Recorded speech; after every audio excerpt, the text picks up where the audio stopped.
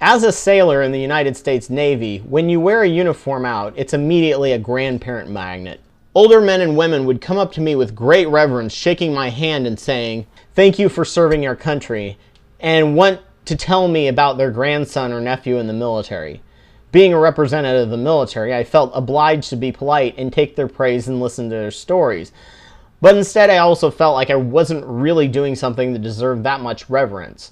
I mean, yeah, I was doing something I felt was good, but at that point, it was the only method for a first-generation boy to go to college. Felt I was a person that kept the nation stable, not one moving it forward. I wasn't fixing the problems in the world, but holding it stable. Mind you, I was in pre-9/11, so I didn't see the point, where I felt like I was working for an organization under a president that was making the situation worse in some areas.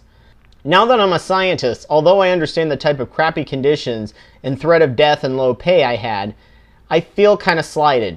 I'm at a point where I'm not just doing damage control and holding stability. I'm helping to move the nation and the world forward, and no one bats an eye until I mention I was in the military, and suddenly, depending on the group, I see a glowing worship in their eyes. Somehow, in the eyes of the American people, the military is just a function of government, while science is a socialistic spending waste. This dedication and belief in war ensured that while scientists have to account for every penny of their tight budget and pinch those pennies as much as possible, the military lost literally billions of dollars in Iraq, and they are currently working to get their accounting in some semblance of order so they can now finally be pseudo-audited in a few years. Also, during the Cold War, NASA and science were fueled by money specifically for war and defense. Once the Cold War ended, suddenly the funding dried up. No one in this day and age goes into science to make a lot of money in the US, unless you get at least an MS and plan to be an entrepreneur in a startup, taking huge risks with high stakes. You do it because you love it. We're probably the most underpaid people for the most difficult education and learning we obtain. We do a ton of repetitive work that a person with 2 years below us could easily do, but since the recession and budget cuts, there have been degree inflation. In many areas, I could be doing what most masters are doing at this point, and masters could be easily doing what PhDs are stuck doing, making a third less than they should, while an AS could easily do my job. We have PhDs that have to do Kickstarters to get even remotely close to reaching their potential. That should be required for business, not for research. America has the overwhelming education and talent, but it's so undertapped.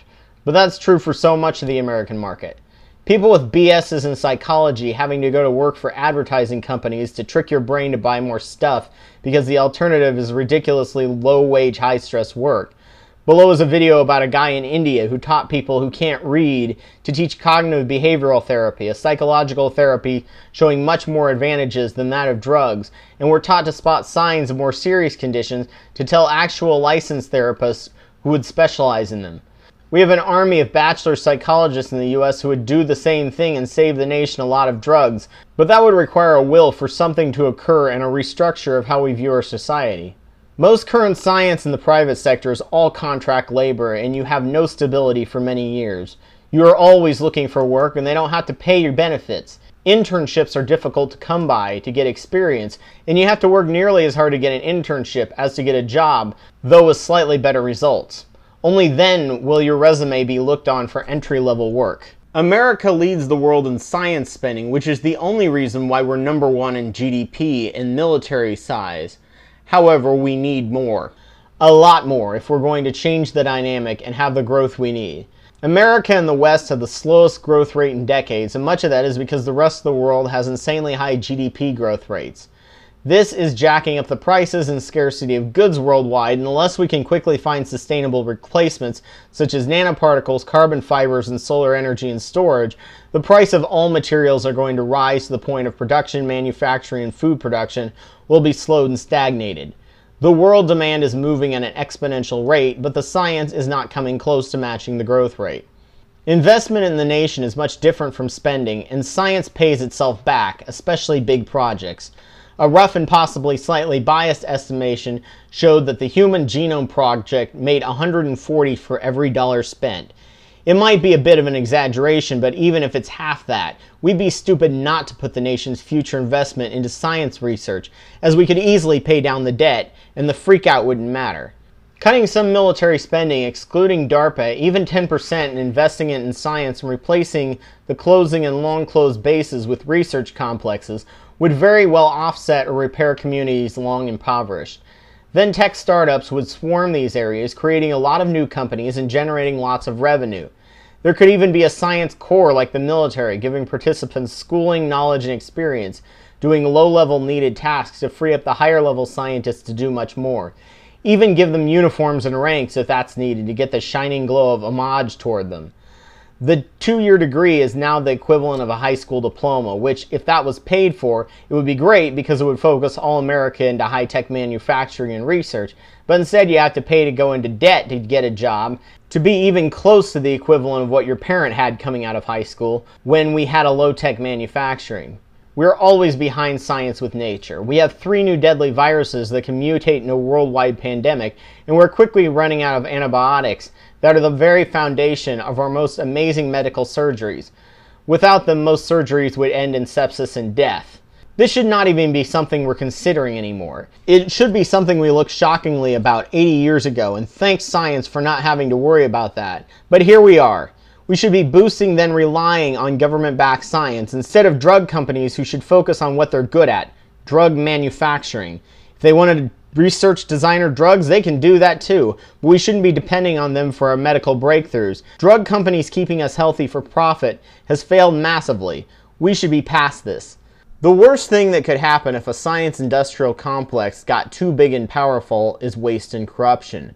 But the chances of that waste ever getting anywhere close to the military level is tiny. Our Congress would have to listen to science lobbyists. Can you imagine how horrible that would be? We would be moving our nation forward always. And if corruption occurs in the process, science is always self-correcting, while wars never are, and even mismanaged science produces useful data and results, as opposed to war, which can never be undone. Funny thing is, cutting science does cut jobs in a big way. Many skilled NASA workers got laid off at the end of the shuttle program. Luckily for them, many got jobs working for new rocket startups, but that's a level of knowledge in government agencies that will be vanishing as the people don't work on and train up the next generation of NASA rocket technicians. And that's a huge loss of money, as NASA will have to retrain and start up a brand new training style with trial and error to get new people in. On top of that, with these workers leaving and moving to other parts for work, the economy where they left suffered from lack of spending. Of course, since NASA spends its money on science and not lobbyists, it gets left out in the cold and has no voice in politics. During the Cold War, NASA got 4% of GDP to get us to the moon. Now it has 0.5% of GDP. Something similar to what Obama is pushing for on the perpetual non-Congress dependent infrastructure bank is needed to maintain America's success in science. Electronics and genetics are the only areas at the moment moving at breakneck speed. Not because of regulation, they both had plenty of that, but it's because of the research spent by the government in our heyday to set the groundwork for such amazing systems. We're capable of making many to all sciences move at this speed. We must make this happen for our future, our economy, and those who come after us, because otherwise the other industrial complexes will continue to ravage our planet and our population until we truly are a third world nation by comparison to the rest of the world.